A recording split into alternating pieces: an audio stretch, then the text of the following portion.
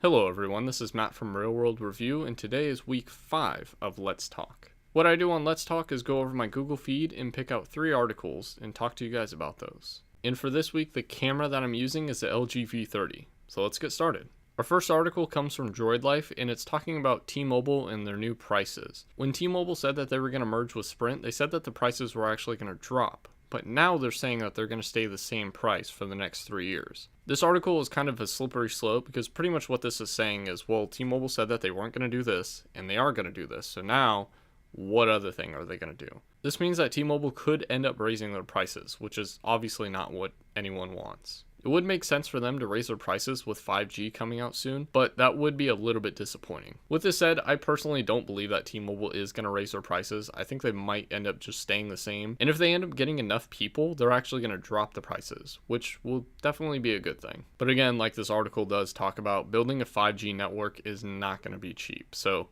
who knows? The next article is from TechSpot, and it says OnePlus wants you to design the next Oxygen OS feature. What OnePlus wants you to do is they want you to figure out what this phone needs, and they will actually implement it into the next update, assuming that you are the winner. Another thing is that they're going to fly you out to the OnePlus 7 launch event, or whatever they decide to name it, and they will give you a VIP experience along with a brand new OnePlus device, whichever one they decide to name it. So let's just say a OnePlus 7. This isn't the first time that OnePlus has done things like this. They've done many different competitions for people, and it's a nice way to get people talking about their devices and also working towards making the device a little bit better. Personally, I don't know what I would put in this phone. I have the OnePlus 6T on Oxygen OS 9, and it's pretty amazing. There's a few things that I wish this phone had, but it's not that big of a deal, honestly. Still, this gets a buzz going around for the next OnePlus device. And the last article is from Forbes talking about how the classic iPhone has been released. And what this means is that Apple is actually releasing the iPhone X again. But what this means is that they're actually going to release a refurbished device. So it is going to be cheaper than what it should be,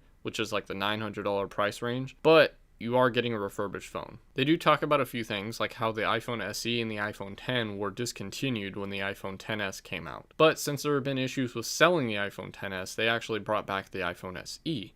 And now they have the iPhone X. Obviously, they're not going to tell you how many of these iPhones are available for sale, but it is nice to see that they are bringing them back. But they are still pretty expensive, and I think with the naming that they went for with the iPhone XR, it might confuse a few people. Because some people might think that the XR and the X are equal, even though the XR is obviously better than the X. And it's almost exactly the same as the iPhone XS. So they're already confusing people to begin with, and adding the iPhone X is just going to confuse people even more, which is the reason why they got rid of the iPhone X. But either way, it's nice to see that they brought back the iPhone X. I thought the pricing was a little bit interesting because they had the iPhone X at $900 originally with $130 off for the refurbished one, but they don't sell that phone for $900 anywhere. So I don't know where they got the $900 price. And I don't know if this means that they might actually sell the phone brand new in the future. But right now, all you can do is get a refurbished one, which might not be that bad. I think they give you like a 90-day warranty. It's not terrible, but it could be better. Personally, I think $770 is a little bit much for a 64GB iPhone X. But if you compare it to the XS, it is a lot cheaper.